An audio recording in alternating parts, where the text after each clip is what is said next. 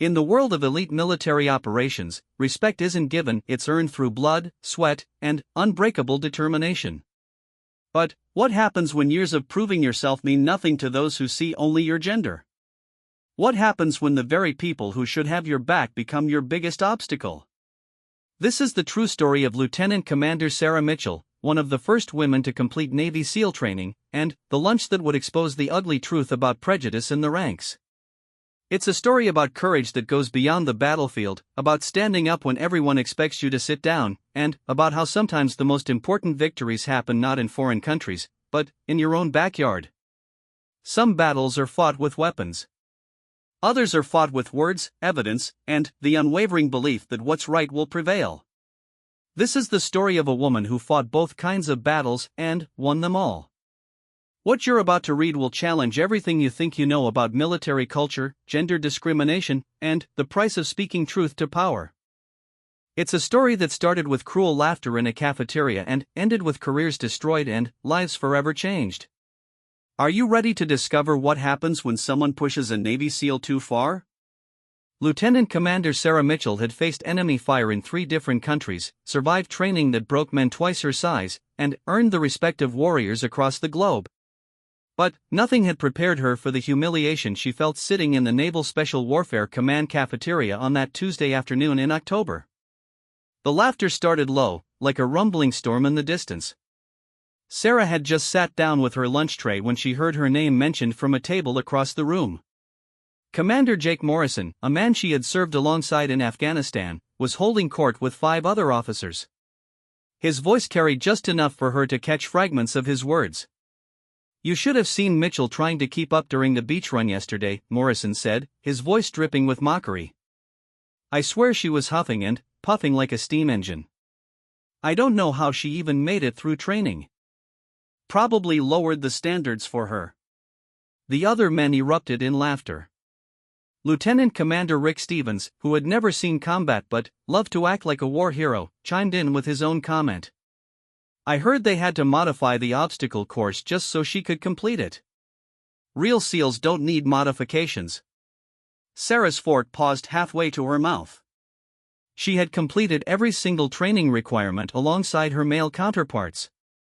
There had been no modifications, no lowered standards, no special treatment. She had earned every single one of her qualifications through pure determination and skill. The beach run Morrison was mocking? She had finished 3rd out of 25 participants, ahead of Morrison himself. But the humiliation wasn't over. Chief Petty Officer Danny Walsh, a man whose beer belly suggested he hadn't seen serious physical training in years, decided to add his voice to the chorus. "You know what they say about diversity hires. They look good on paper and in the photos, but when it comes to real operations, they're a liability. I wouldn't want her watching my back." The words hit Sarah like a physical blow. A diversity hire. After everything she had sacrificed, every barrier she had broken, every mission she had completed successfully, she was being reduced to a checkbox on someone's equality report. Her hands began to shake slightly as rage built up inside her chest. Morrison wasn't finished. He leaned back in his chair, clearly enjoying the attention from his audience. "The worst part is, she actually thinks she belongs here. Walking around like she's earned her place. I've heard she's been pushing for a promotion to full commander. Can you imagine? A woman giving orders to real warriors?" The table erupted in laughter again. Sarah noticed that other people in the cafeteria were starting to stare. Some looked uncomfortable with the conversation, but no one was speaking up. No one was defending her. She was surrounded by her supposed brothers-in-arms, and she had never felt more alone. Stevens decided to escalate things further. "I bet she couldn't even handle a real combat situation. Probably freeze up the moment things got serious. Women are too emotional for this kind of work. They don't have what it takes when lives are on the line." Sarah's mind flashed back to the mission in Syria where she had single-handedly extracted a wounded teammate while under enemy fire. She thought about the night in Afghanistan when her quick thinking had prevented an ambush that could have killed 8 men. She remembered the countless hours of training, the injuries she had pushed through, the personal relationships she had sacrificed for her career. But what hurt the most wasn't the lies they were telling about her capabilities. It was the casual cruelty of it all. These men weren't discussing her performance based on facts or experiences. They were attacking her simply because she was different, because her presence challenged their idea of what a Navy SEAL should look like. Morrison stood up, his voice getting louder as he warmed to his theme. "Mark my words, gentlemen. Having women in special operations is going to get people killed. They're going to compromise missions, slow down operations, and create problems that we shouldn't have to deal with. The military isn't some social experiment. It's about winning wars and protecting American lives." The irony wasn't lost on Sarah. Morrison had never excelled in any training exercise she had witnessed. His tactical knowledge was adequate at best, and his leadership skills were questionable. Yet here he was, questioning her ability to serve effectively while his own record was mediocre at best. Walsh chimed in again, his voice filled with smugness. "The really funny thing is, she probably thinks people respect her. Like we actually see her as an equal. If she knew what we really thought, she'd probably run crying back to some desk job where she belongs." Sarah had heard enough. She stood up slowly, her entire body tense with controlled fury. Every instinct told her to march over to that table and defend herself. She could have destroyed their arguments with facts. She could have listed every successful mission, every training record she had set, every commendation she had earned. But she knew it wouldn't matter. Facts don't change prejudice. Logic doesn't defeat hatred. Instead, she made a different choice. She picked up her tray, walked calmly to the disposal area, and left the cafeteria without saying a word. But, as she walked out, she was already forming a plan. These men thought they could humiliate her without consequences. They believed their positions protected them from accountability. They were about to learn how wrong they were. Sarah had spent years building relationships throughout the military hierarchy. She had mentors who respected her work, colleagues who had witnessed her capabilities firsthand, and a reputation built on performance rather than politics. Most importantly, she had something her tormentors lacked: integrity and the courage to stand up for what was right. That night, Sarah sat in her quarters and began documenting everything she could remember about the incident. She wrote down names, recorded exact quotes as best she could recall them, and noted who else was present in the cafeteria. But this wasn't just about one lunch conversation. This was about a pattern of discrimination and harassment that had been building for months. She thought about the training exercises where Morrison had deliberately excluded her from planning sessions. She remembered the times Stevens had interrupted her during briefings, dismissing her input without consideration. She recalled the inappropriate comments from Walsh about her physical appearance and his constant questioning of her assignments. Sarah realized that what happened in the cafeteria wasn't an isolated incident. It was the visible tip of a much larger problem. These men felt comfortable mocking her publicly because they believed their attitudes were shared and accepted by the broader organization. They felt protected by a culture that had historically excluded women and still struggled to accept their presence. As she wrote, Sarah felt her anger transforming into something more powerful: determination. She wasn't just fighting for herself anymore. She was fighting for every woman who would come after her, every person who had been dismissed because they didn't fit someone else's narrow definition of what a warrior should look like. The next morning, Sarah began making phone calls. She contacted the Equal Opportunity Office, the Inspector General's hotline, and her mentor, Admiral Patricia Hawkins, one of the highest-ranking women in the Navy. She also reached out to colleagues who had witnessed the harassment over the past several months, asking them to document their observations. What Sarah didn't know was that someone had recorded Morrison's lunch conversation on their phone. A young petty officer named Marcus Chen had been disgusted by what he heard and had started recording partway through the incident. He had been struggling with whether to come forward, knowing that speaking up against senior officers could hurt his career. But, when he heard that Sarah was filing formal complaints, he decided to do the right thing. The recording would change everything. It provided undeniable proof of the discrimination and created a paper trail that couldn't be ignored or explained away. But, more than that, it revealed the casual, systematic nature of the prejudice Sarah had been facing. This wasn't about one bad day or a misunderstanding. This was about deeply held beliefs that had been shaping decisions and affecting careers. As Sarah prepared to take on some of the most powerful men in her command, she knew she was risking everything she had worked for. Speaking up against discrimination in the military could be career suicide. Powerful men protected each other, and those who challenged the system often found themselves isolated and pushed out. But Sarah had learned something important during her years as a Navy SEAL: sometimes the most dangerous missions are the ones you have to undertake alone. Sometimes courage isn't about facing enemy bullets. Sometimes it's about standing up in a room full of people who want you to stay silent and saying the words that need to be said. The war for Sarah's dignity and the dignity of all women in special operations was about to begin. And, like every other battle she had fought, she intended to win. The weeks following the cafeteria incident became a careful dance of documentation and investigation. Sarah had learned from her SEAL training that successful operations required meticulous planning, solid intelligence, and precise execution. Taking down a system of institutional discrimination would require the same approach. Admiral Patricia Hawkins had been Sarah's mentor since her early days in the Navy. A trailblazer herself, Admiral Hawkins had fought similar battles decades earlier and understood exactly what Sarah was facing. When Sarah called her that first night, the Admiral's response was immediate and supportive. "Sarah, I've been waiting for this call," Admiral Hawkins said during their secure conversation. "I've been hearing whispers about the atmosphere in your command for months. The fact that it's gotten this blatant means it's time to act. But you need to understand what you're up against. These men have been protecting each other for years, and they won't go down without a fight."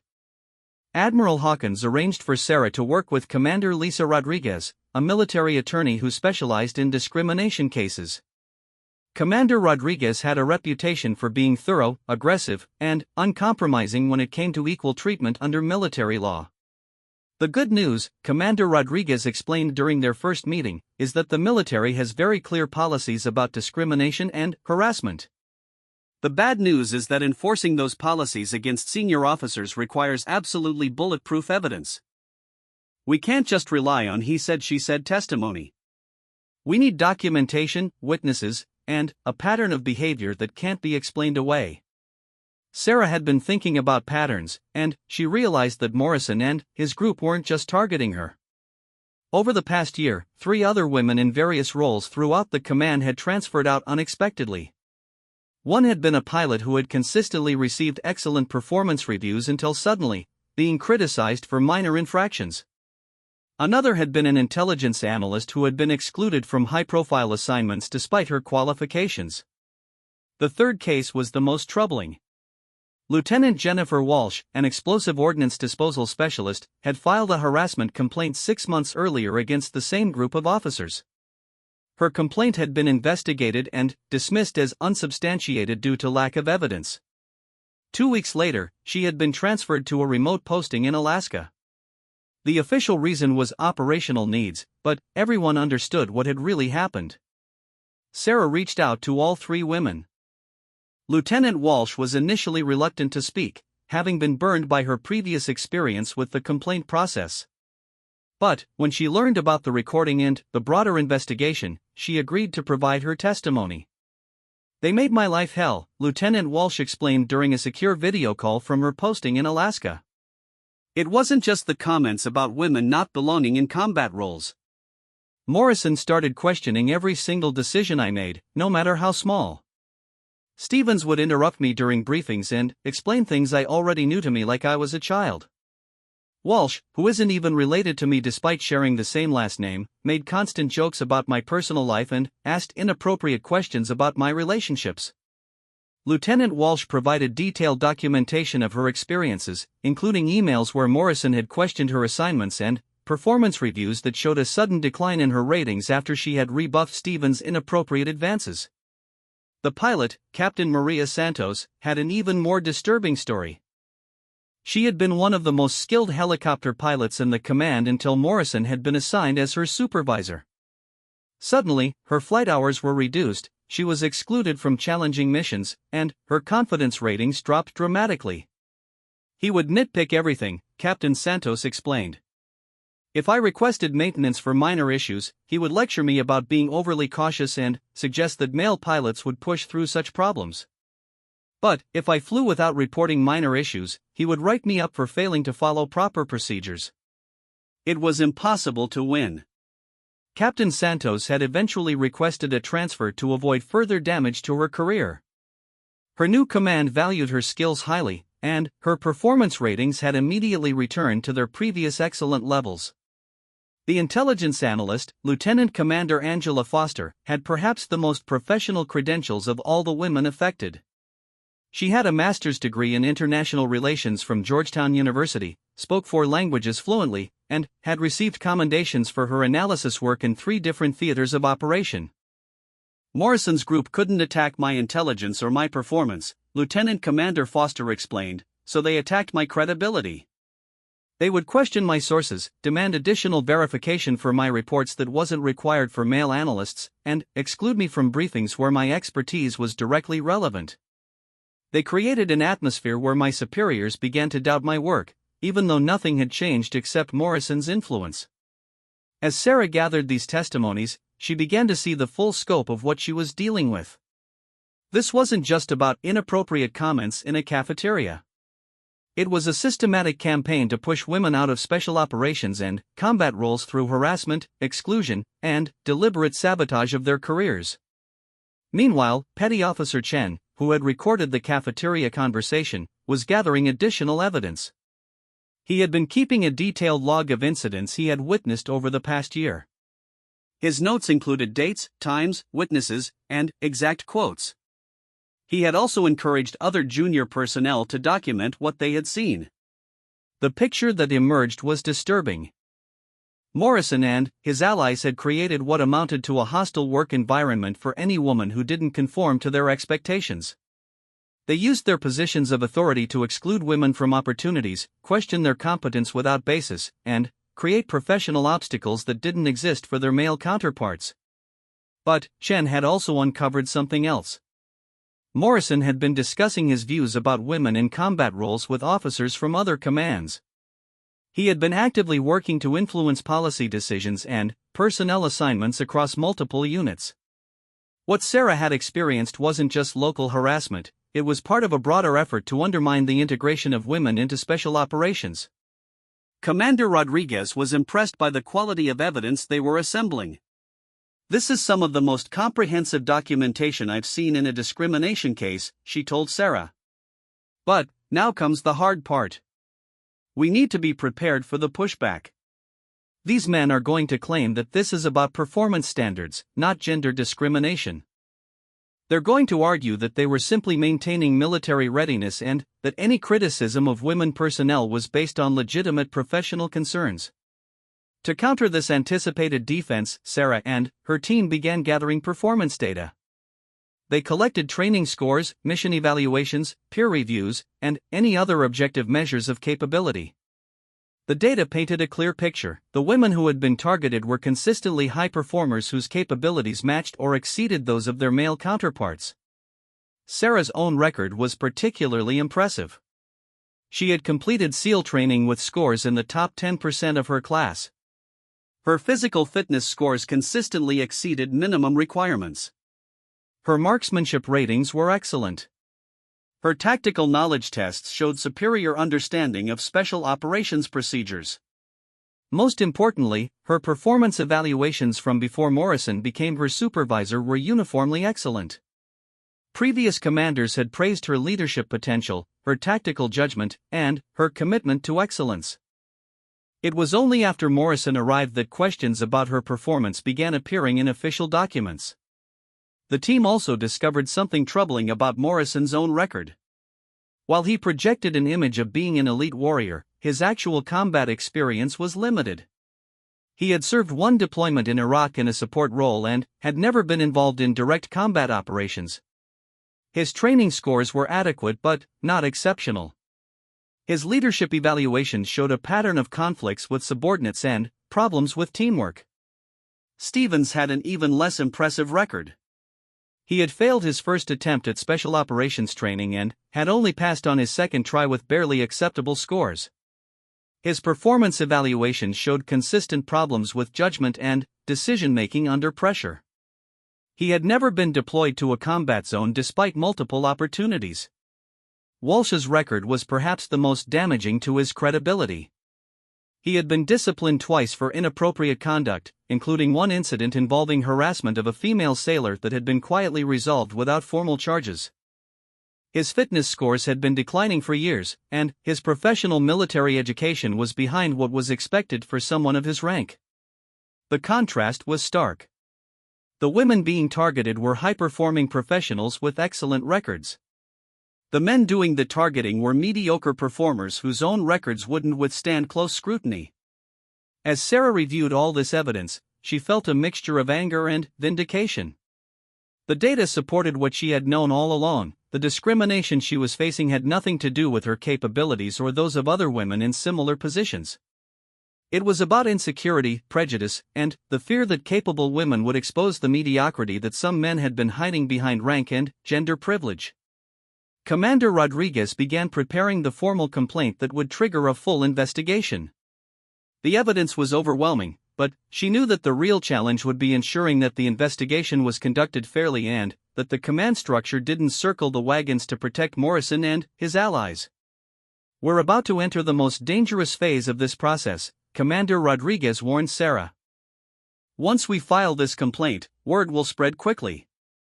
Morrison and his group will know they're under investigation, and they'll do everything they can to discredit you and the other witnesses. They'll look for any mistake in your record, any personal vulnerability they can exploit, any way to shift the narrative from their misconduct to your motivations." Sarah understood the risks, but she also understood something else. The evidence they had gathered wasn't just about her case. It was about a pattern of discrimination that was affecting military readiness, damaging careers, and undermining the values that the military claimed to uphold. The next phase of the battle was about to begin, and Sarah was ready. The formal complaint was filed on a cold Monday morning in November. Within hours, the atmosphere at Naval Special Warfare Command had changed completely. Word traveled fast through the tight-knit community of special operations personnel, and Sarah could feel the tension in every conversation, every glance, every interaction. Captain Michael Barnes, the commanding officer, called an emergency meeting of all senior staff.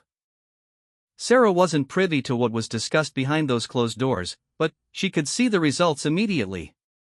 Morrison and his allies were clearly shaken. Their usual confident swagger had been replaced by hushed conversations and nervous glances. The investigation was assigned to Commander James Mitchell, no relation to Sarah, who had a reputation for thoroughness and fairness. Commander Mitchell had served in special operations himself but had transitioned to administrative roles after an injury. His reputation suggested he understood both the culture of special operations and the importance of maintaining professional standards. "I want to be clear about how this investigation will proceed," Commander Mitchell announced to all parties involved. "Every allegation will be thoroughly investigated. Every piece of evidence will be examined. Every witness will be interviewed. This process will be conducted according to military regulations and will be fair to all parties involved." But fairness, Sarah quickly learned, didn't mean protection from retaliation. Within days of the complaint being filed, she began experiencing what military attorneys call informal retaliation. Her training schedule was suddenly modified to exclude her from important exercises. Requests for equipment or administrative support began taking much longer to process. Her input was ignored during planning sessions she had previously led. Most troublingly, Sarah began to hear whispers that she was being portrayed as a troublemaker who couldn't handle the demands of military life. Morrison's allies were carefully spreading the narrative that she was using false allegations to cover up her own performance problems. Stevens took a particularly nasty approach. He began questioning Sarah's mental fitness for duty, suggesting in casual conversations with other officers that the stress of special operations might be affecting her judgment. He was careful never to make direct accusations, but his implications were clear: Sarah was unstable and her allegations weren't reliable. Commander Rodriguez had warned Sarah that this would happen, and they had prepared accordingly. Sarah began documenting every instance of retaliation, every changed assignment, every inappropriate comment. She also maintained detailed records of her performance and behavior to counter any suggestions that she was having psychological problems.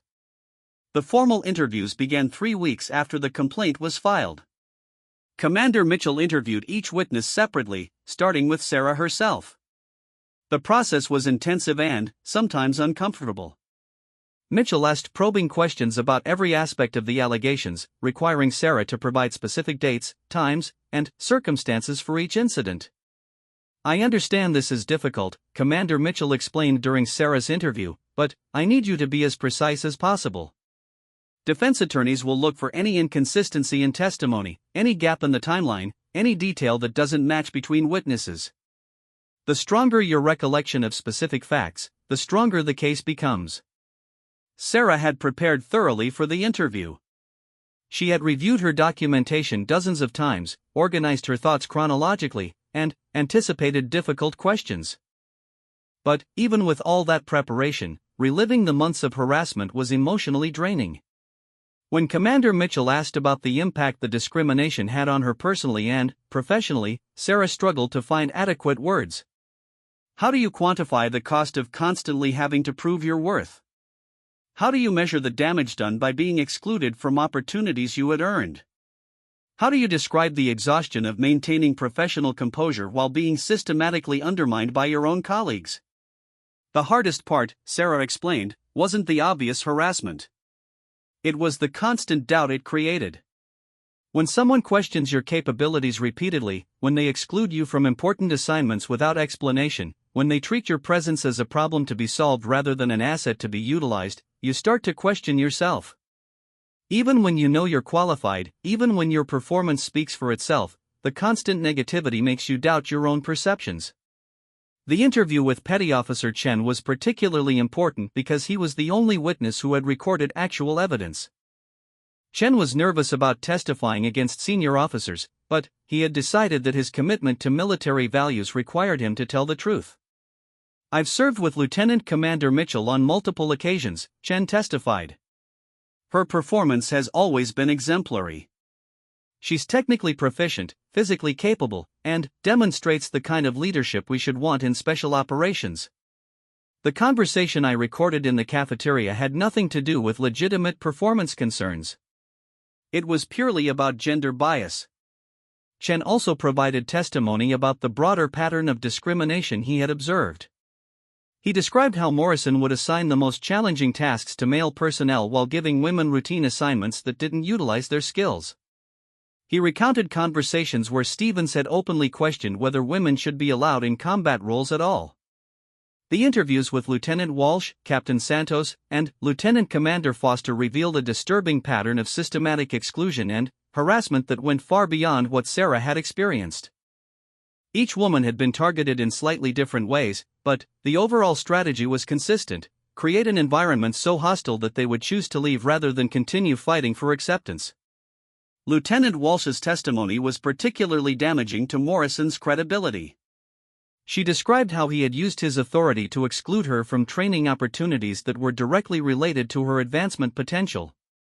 When she had questioned these decisions, Morrison had suggested that she wasn't committed enough to special operations and should consider transferring to a more suitable role. Captain Santos provided detailed accounts of how Morrison had undermined her flight status through a campaign of nitpicking and impossible standards. She had documented multiple instances where male pilots had made similar decisions to one she was criticized for, but had received no negative feedback. Lieutenant Commander Foster's testimony revealed the intellectual harassment she had faced. Morrison had consistently questioned her analysis and demanded additional verification that wasn't required from male analysts. He had excluded her from briefings where her regional expertise was directly relevant, claiming her perspective might be too academic for operational personnel. The investigation also uncovered documentary evidence that supported the women's testimonies. Email records showed patterns of exclusion from meetings and assignments. Performance evaluations revealed sudden changes in ratings that coincided with Morrison's arrival in positions of authority. Training records showed disparities in opportunities offered to male and female personnel. But Morrison and his allies weren't passive participants in this process. They had hired civilian attorneys and were fighting the allegations aggressively. Their strategy became clear during Morrison's own interview with Commander Mitchell. Morrison claimed that all of his actions had been based on legitimate performance and readiness concerns. He argued that special operations required the highest standards and that he had been fulfilling his duty to maintain those standards. He characterized the women's complaints as attempts to avoid accountability for substandard performance. "I have never discriminated against anyone based on gender," Morrison testified. "My only concern has been mission effectiveness and the safety of personnel under my command. If my leadership style has been perceived as harsh, it's because the stakes in special operations don't allow for compromise on standards." Morrison's attorney had coached him well. He avoided making any statements that could be interpreted as openly discriminatory. Instead, he focused on abstract concepts like standards, readiness, and mission effectiveness. He portrayed himself as a dedicated professional who was being unfairly targeted for maintaining discipline. Stevens took a similar approach, but his testimony was less polished. He made several statements that revealed his underlying attitudes about women in combat roles. When asked about his comments regarding emotional stability, Stevens argued that physical and psychological differences between men and women were relevant factors in special operations assignments. "I'm not saying women can't serve effectively in many military roles," Stevens testified. "But special operations requires specific physical and psychological characteristics that are more commonly found in male personnel. Acknowledging these differences isn't discrimination, it's realistic assessment of capabilities." Walsh's testimony was the least effective from a legal standpoint, but it was perhaps the most revealing about the attitudes driving the discrimination. He made several comments about unit cohesion and the challenges of integrating women into traditionally male units. His testimony suggested that he viewed the presence of women as inherently disruptive to military effectiveness.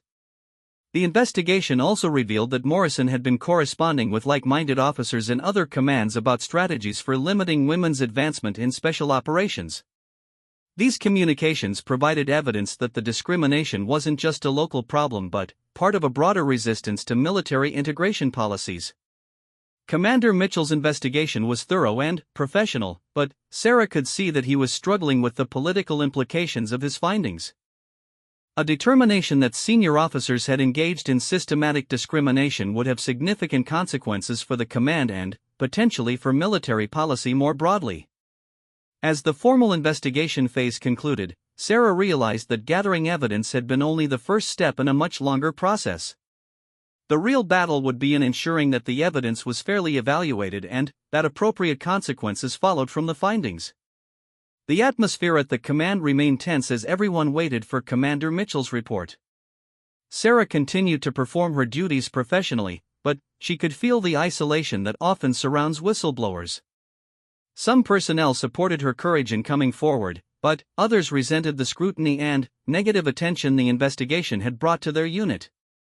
The waiting period was particularly difficult because Sarah knew that her career hung in the balance regardless of the investigation's outcome. If the allegations were substantiated, she might win the immediate battle but still face long-term retaliation and career limitations.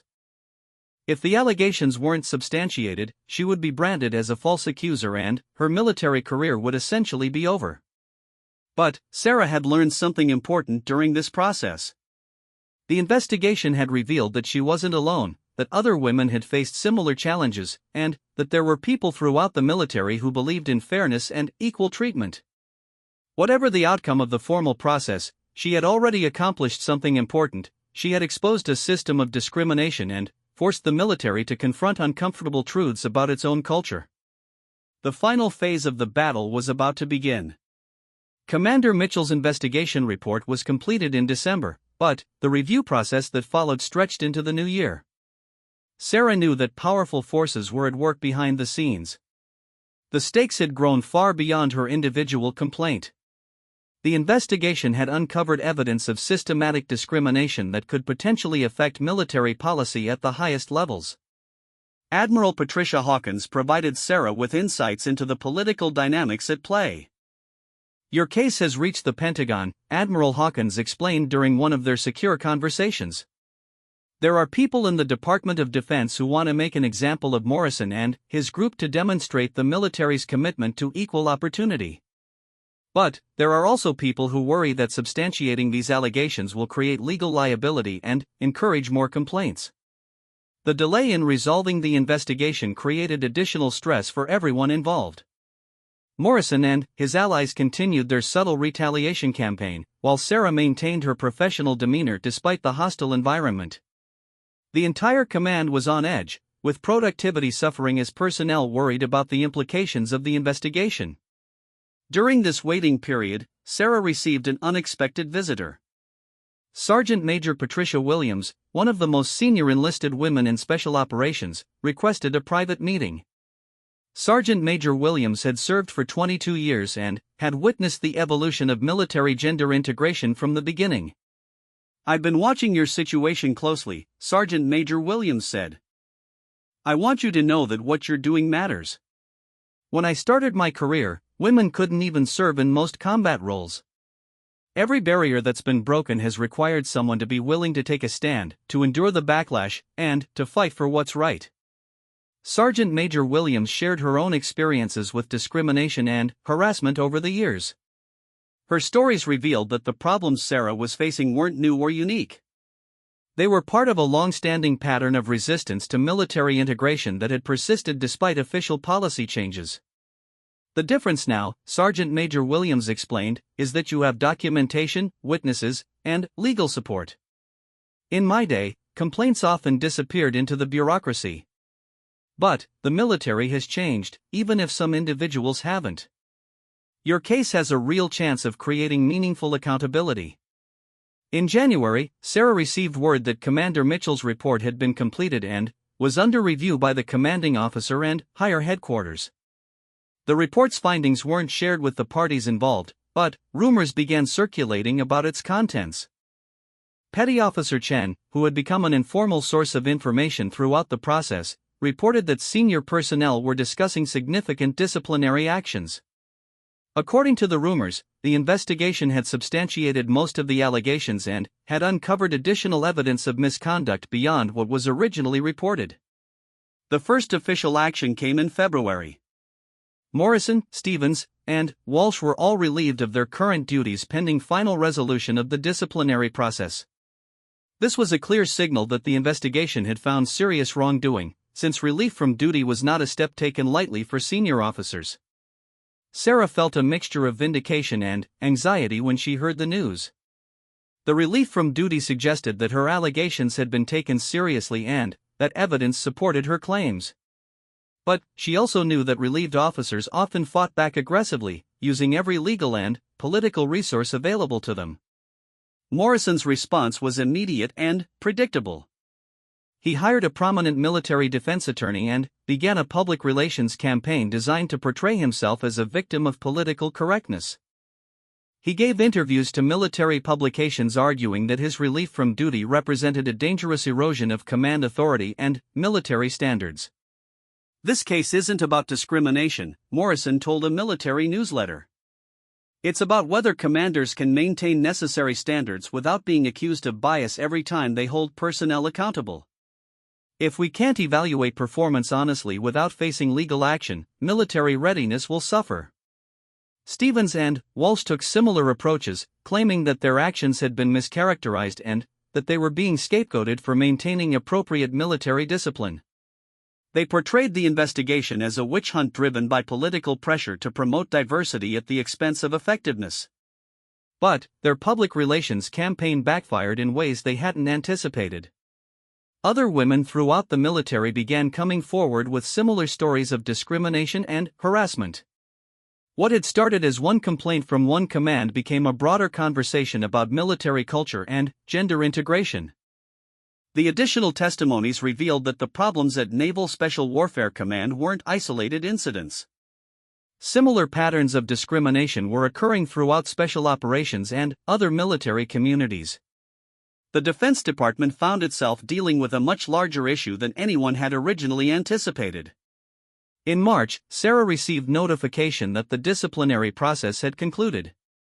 Morrison was being court-martialed on charges including conduct unbecoming an officer, creating a hostile work environment, and violation of equal opportunity policies. Stevens faced similar charges, while Walsh was being processed for administrative separation from the Navy. The court-martial proceedings would be public, which meant that all the evidence gathered during the investigation would be presented openly. Sarah would be required to testify about her experiences in detail, subjecting her to cross-examination by Morrison's defense team. Commander Rodriguez prepared Sarah extensively for the trial testimony. They reviewed every aspect of the evidence, anticipated defense strategies, and practiced responses to hostile questioning. The defense would likely try to portray Sarah as an ambitious officer who was using false allegations to advance her career or to avoid accountability for poor performance. Remember, Commander Rodriguez advised, "Your credibility is the foundation of this entire case. The defense will try to make you angry, to get you to say something that undermines your testimony. Stay calm, stick to the facts, and trust that the evidence will speak for itself." The court-martial began in April with significant media attention. Military publications and civilian news outlets covered the proceedings closely, recognizing the broader implications for military gender integration policies. Sarah found herself thrust into a public spotlight she had never wanted, becoming a symbol for military women facing discrimination. Morrison's defense team pursued exactly the strategy Commander Rodriguez had predicted. They argued that Morrison was a dedicated officer who had been unfairly targeted for maintaining appropriate military standards. They suggested that Sarah and the other witnesses were disgruntled personnel who had conspired to fabricate allegations against respected leaders. But the defense faced a significant challenge: the recorded evidence from the cafeteria conversation. Petty Officer Chen's recording captured Morrison and his allies making statements that were clearly discriminatory and that contradicted their claims about performance-based concerns. When the recording was played in court, the impact was immediate and devastating. Morrison's own words exposed the real motivations behind his actions towards Sarah and other women in the command. His comments about diversity hires and questions about whether women belonged in special operations revealed the bias that had driven his behavior.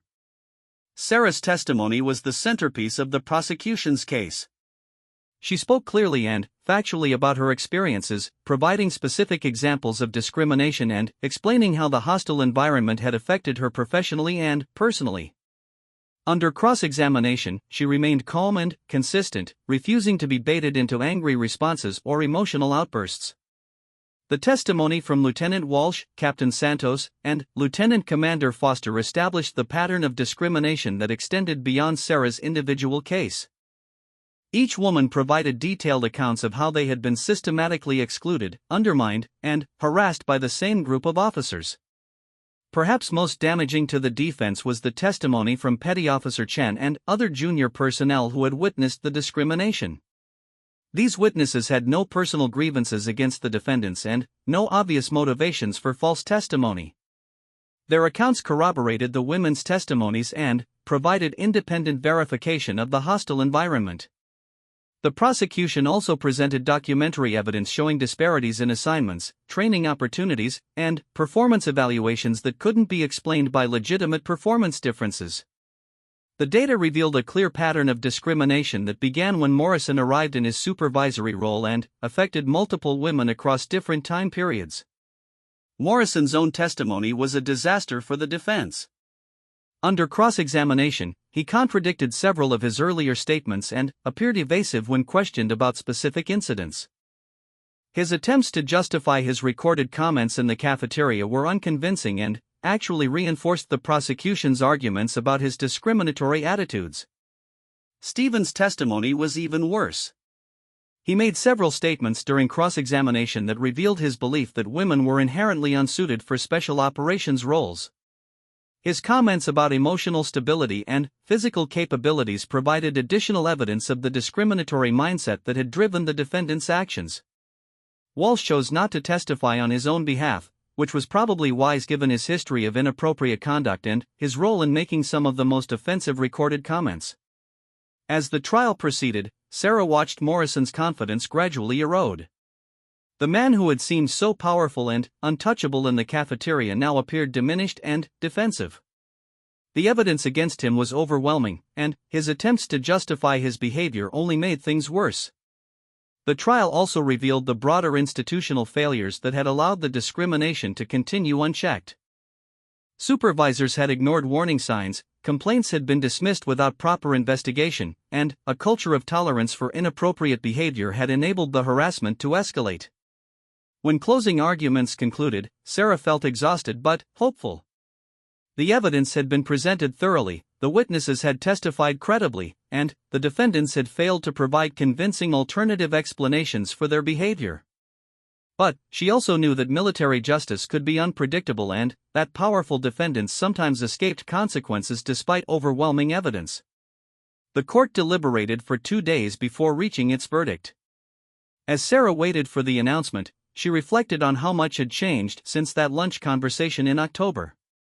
What had started as a moment of humiliation had become a catalyst for broader change in military culture and policy. Regardless of the verdict, Sarah knew she had accomplished something important. She had exposed discrimination, supported other victims, and demonstrated that accountability was possible even against powerful opponents.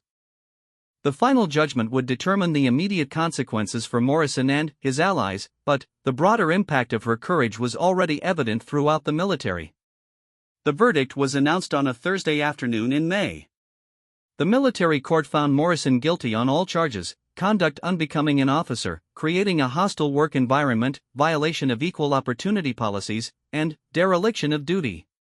Stevens was convicted on similar charges, while Walsh's administrative separation was finalized with an other-than-honorable discharge characterization. Sarah felt a rush of emotions as the verdicts were read. Relief, vindication, exhaustion, and hope all washed over her simultaneously. The months of stress, the professional risks, and the personal attacks had been worth it. The military justice system had worked, and accountability had been achieved. Morrison was sentenced to dismissal from the Navy, loss of all pay and allowances, and confinement for 18 months. Stevens received a similar sentence with 12 months confinement. Both men would lose their military retirement benefits and would be prohibited from working for the Department of Defense in any capacity. The sentences were severe by military standards, reflecting the court's recognition that the defendants had seriously undermined military values and damaged unit cohesion through their discriminatory behavior. The judge specifically noted that leaders who abuse their authority to target subordinates based on gender or other protected characteristics betray the trust placed in them by their service and their nation. But the immediate legal victory was only part of a much broader transformation that Sarah's courage had triggered.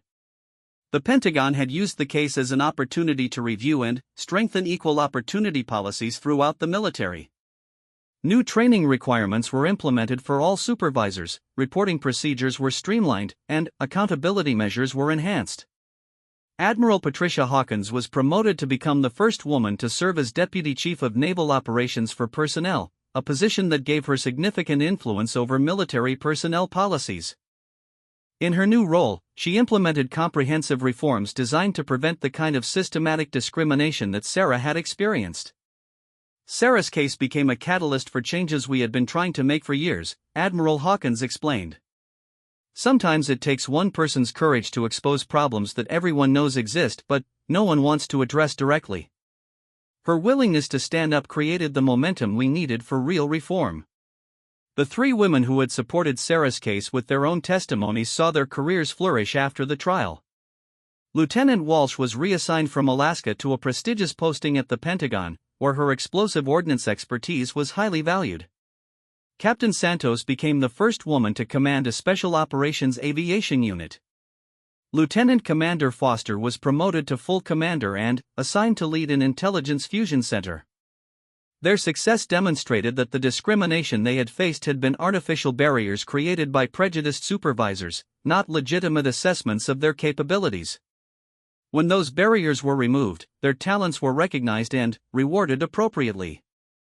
Petty Officer Chen, whose recorded evidence had been crucial to the prosecution, was commended for his courage in coming forward. He was selected for accelerated advancement and eventually became a senior enlisted advisor in special operations. His willingness to speak truth to power became a model for other junior personnel facing ethical dilemmas. The broader military community initially had mixed reactions to the verdicts and the policy changes that followed. Some personnel welcomed the accountability and the stronger protections against discrimination. Others worried that the emphasis on equal opportunity would somehow compromise military effectiveness or create a climate where legitimate performance concerns couldn't be addressed. But, over time, the evidence showed that the reforms had strengthened rather than weakened military capability. Units with better equal opportunity climates had higher retention rates, better performance evaluations, and fewer disciplinary problems.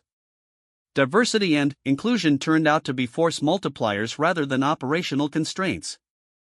Sarah's own career trajectory after the trial demonstrated the potential that had been suppressed by discrimination. She was promoted to full commander within a year of the court-martial and was assigned to increasingly challenging and prestigious positions. Her expertise was sought after by senior leaders who recognized her tactical competence and her demonstrated integrity under pressure. 3 years after the trial, Sarah was selected to command a Special Operations Task Force, making her one of the highest-ranking women in combat leadership roles.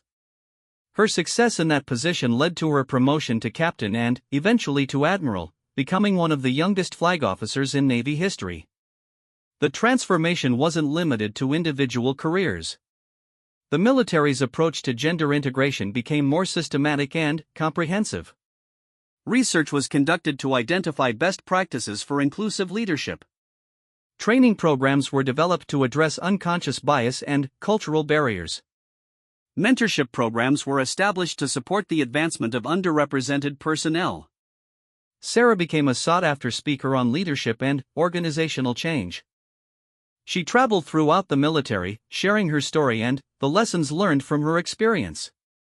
Her message was consistent: equality isn't just about fairness, it's about maximizing the capabilities and potential of all personnel.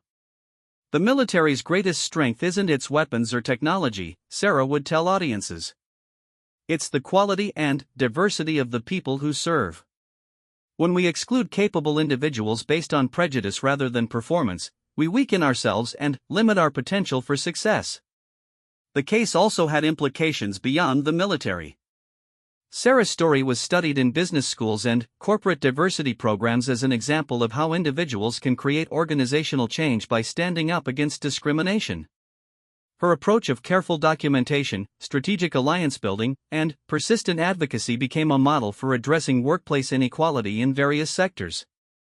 Media coverage of the case and its aftermath helped change public perceptions about women in combat roles. Polls showed increasing public support for military gender integration, and the success of women in special operations helped dispel myths about physical and psychological limitations. Sarah was eventually invited to testify before Congress about military gender integration policies. Her testimony, based on her personal experience and her observations of organizational change, influenced legislation that strengthened anti-discrimination protections and expanded opportunities for military women. The question isn't whether women can succeed in special operations, Sarah told the Congressional Committee. The question is whether we'll create environments that allow everyone to succeed based on their capabilities rather than their demographics. My experience proves that when artificial barriers are removed, excellence emerges naturally. The ripple effects of Sarah's courage continued to spread throughout her career. Officers who had served with her carried lessons about inclusive leadership to their own commands. Personnel who had witnessed the transformation at Naval Special Warfare Command became advocates for equality in their subsequent assignments. The culture change that began with one woman's refusal to accept discrimination eventually influenced military policies worldwide. Morrison and Stevens both attempted to appeal their convictions and sentences, but their appeals were unsuccessful. Both men struggled to find employment after their dismissals, discovering that their reputations for discrimination preceded them in civilian careers. They became cautionary tales about the personal and professional costs of prejudice and abuse of authority. Years later, Sarah reflected on that October afternoon in the cafeteria when Morrison's mocking laughter had changed her life forever. What had seemed like a moment of humiliation had actually been an opportunity to create lasting change. The decision to stand up rather than stay silent had transformed not just her own career, but the careers of countless military women who would serve after her. The institutional changes that resulted from Sarah's case became part of military culture, creating protections and opportunities that new generations of service members could take for granted. The barriers that had seemed insurmountable in October had been not just removed, but replaced with systems designed to promote equality and inclusion. Sarah's story became part of military history, taught in leadership courses and studied by researchers examining organizational transformation. But, for Sarah herself, the most important outcome wasn't the recognition or the career success. It was the knowledge that her courage had created opportunities for others and had helped the military live up to its highest values. The cafeteria at Naval Special Warfare Command was eventually renovated and renamed the Excellence Center, with a plaque recognizing the importance of inclusive leadership and equal opportunity. Sarah attended the dedication ceremony, where she spoke about the difference between tolerance and acceptance, between compliance and commitment, between diversity and inclusion. This space represents more than just a physical renovation, Sarah said at the ceremony. It represents our commitment to ensuring that every person who serves our nation has the opportunity to contribute their best efforts and to advance based on their capabilities and dedication. That's not just the right thing to do, it's the smart thing to do. As Sarah looked around the room filled with military personnel of all backgrounds and demographics, she saw the future she had fought to create. The transformation that began with one woman's refusal to accept discrimination had become an enduring change in military culture, creating opportunities and protections that would benefit generations of service members to come. The laughter that had once mocked her had been replaced by the sound of genuine respect and recognition. The careers that had seemed untouchable had been ended by accountability. The barriers that had seemed permanent had been broken by persistence and courage. Sarah Mitchell had not just survived the discrimination she faced, she had transformed it into a catalyst for lasting change that made the military stronger, more inclusive, and more aligned with its core values of honor, courage, and commitment.